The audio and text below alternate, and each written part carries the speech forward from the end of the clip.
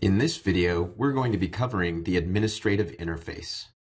The administrative interface can be accessed by clicking the button in the top left corner on the ribbon.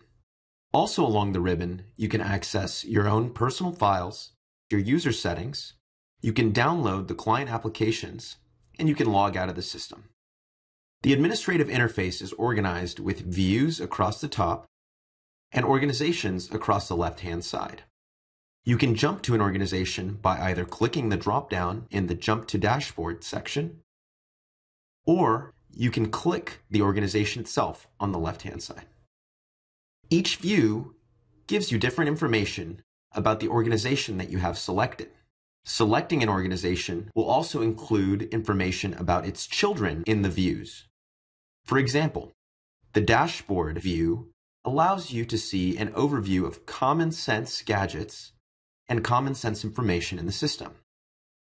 Because I have default organization selected, and Group A and Organization A are sub-organizations of default organization, this dashboard is going to show aggregate information for its children as well as the default organization.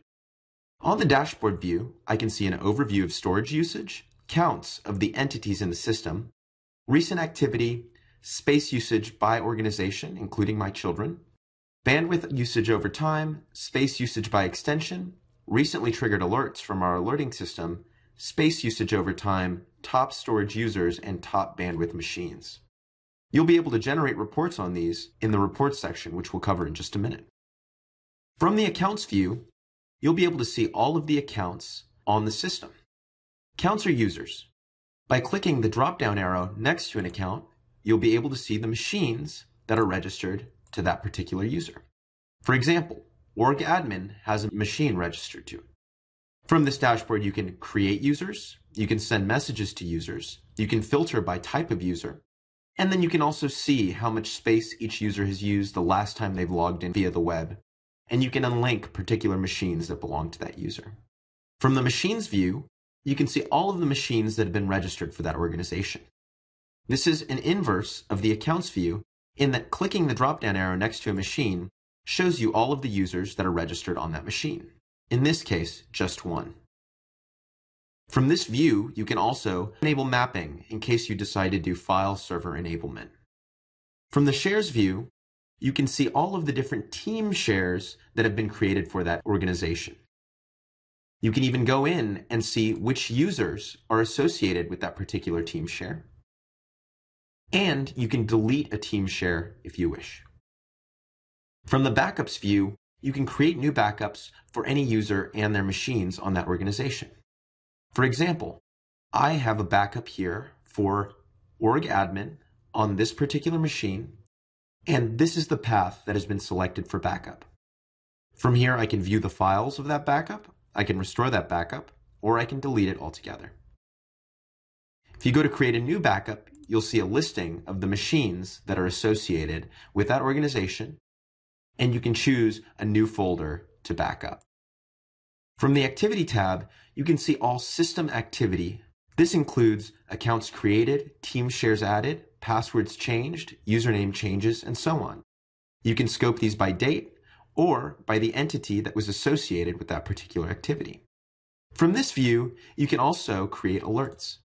Alerts allow you to basically be notified when any activity within the system is triggered, including whether users have reached a certain percentage of quota, whether files are permanently deleted, whether an organization is added, and so on.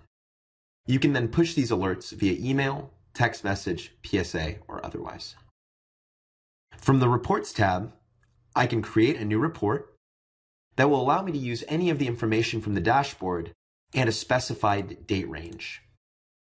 For example, I may want to be notified on a recurring basis how my storage consumption over time is looking. I can set the recipients here, and I can even set a recurrence if I'd like. The Settings tab allows you to see the settings for that particular organization. Sub-tabs or sub-views are general, policies, email authentication, PSA, branding, and the ability to delete that organization. From the General tab, you can set a contact email and set a custom host name if you wish. The Policies tab is where you decide what kinds of files can be uploaded for that organization or group, what privileges the users have, how often you clear out deleted files and revisions, and more. You can set up a custom email server from the Email tab. You can integrate with Active Directory or another LDAP source from the Authentication tab. From the PSA, you can integrate with ticketing systems such as Autotask and ConnectWise. From the Branding tab, you can set custom branding for any particular organization or group. And from the Delete tab, you can delete an organization so long as you are not a member of it. Note that you can always jump to any view by hovering over an organization on the left-hand side, clicking the drop-down, and clicking the view that you would like to see. That about covers it for the administrative overview.